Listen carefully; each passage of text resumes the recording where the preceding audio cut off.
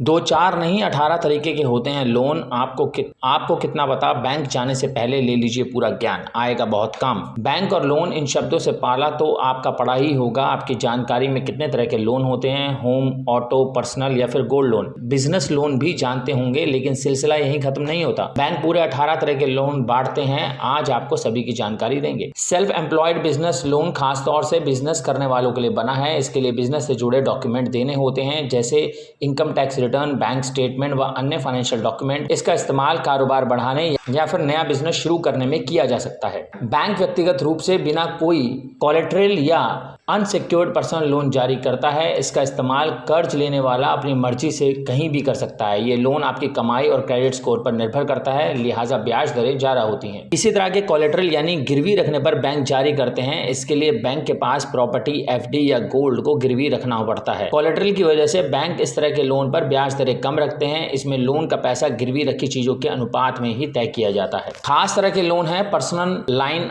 Of credit, जो bank किसी ग्राहक को पहले ही अप्रूव करके देते हैं। इसमें लोन की राशि भी पहले से ही तय होती है, जिसे जरूरत के हिसाब से इस्तेमाल किया जा सकता है। इसमें बैंक एक क्रेडिट लाइन तय करते हैं और ग्राहक अपनी जरूरत के हिसाब से उसमें से पैसा निकाल सकते हैं। जितना पैसा इस्तेमाल करेंगे उसी पर ब्याज लिया जाएगा। सिर्फ नौकरी करने वालों को सैलरी एडवांस लोन मिलता है। इसमें सैलरी आने से पहले ही आप अपनी सैलरी का पैसा एडवांस के तौर पर ले सकते हैं। इसका इस्तेमाल इमरजेंसी में पैसों की जरूरत होने पर किया जा सकता है। इसकी ब्याज दरें ज्यादा होती हैं। कुछ एम्प्लॉयर भी अपने कर्मचारियों को एडवांस सैलरी का ऑप्शन देते हैं, जिस पर कोई ब्याज नहीं लिया जाता है। खास तौर से वेडिंग के लिए एक बैंक वेडिंग लोन देते हैं। इसमें वेन्यू बुकिंग, केटरिंग, डेकोरेशन और कपड़ों जैसे खर्चे शामिल होते हैं। इसका मतलब है कि शादी में खर्चे का टेंशन लेने के बजाय बैंक से वेडिंग लोन लेना बेहतर होगा कि लोन से पहले उसे चुकाने का प्लान भी बना लेना चाहिए। इलाज के लिए अस्पताल के खर्चे उठाने या फिर किसी ऑप्शन में लगने वाले पैसों का बोझ उठाने के लिए लिया जाता है।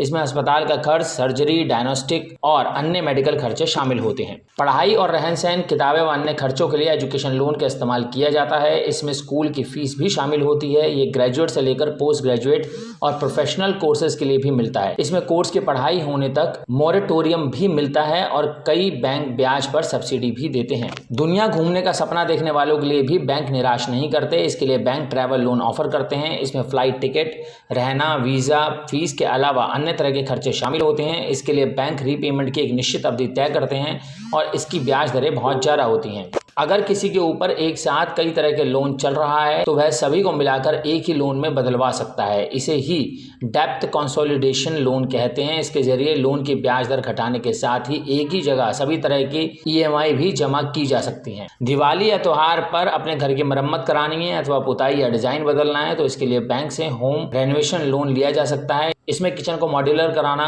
बाथरूम को अपग्रेड करने जैसे बदलाव शामिल होते हैं। ये सिक्योर्ड और अनसिक्योर्ड दोनों तरह का होता है।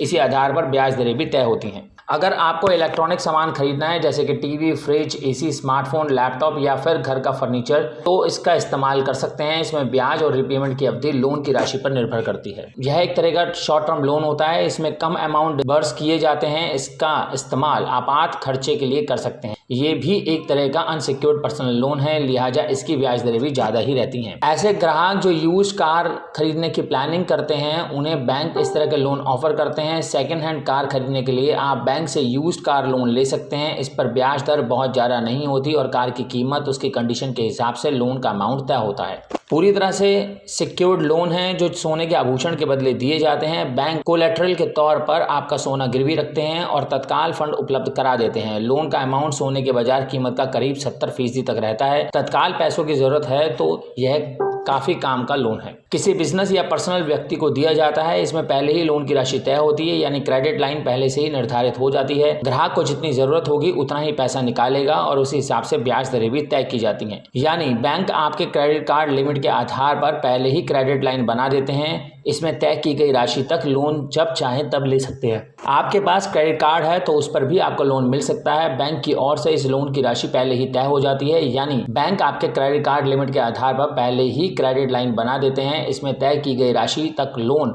जब चाहें तब आप ले सकते हैं। कोरोना काल के बाद से देश में लोन ऐप्स काफी बढ़ गए हैं। इन ऐप्स पर आपको तत्काल लोन का पैसा मिल जाता है। इसकी सारी प्रक्रिया डिजिटल तरीके से होती है और डॉक्यूमेंट से लेकर प्रोसेसिंग और पैसे का डिसबर्सल तक सब डिजिटल तरीके से पूरा हो जाता है। ज्यादा डॉक्यूमेंट की जरूरत भी नहीं रहती है।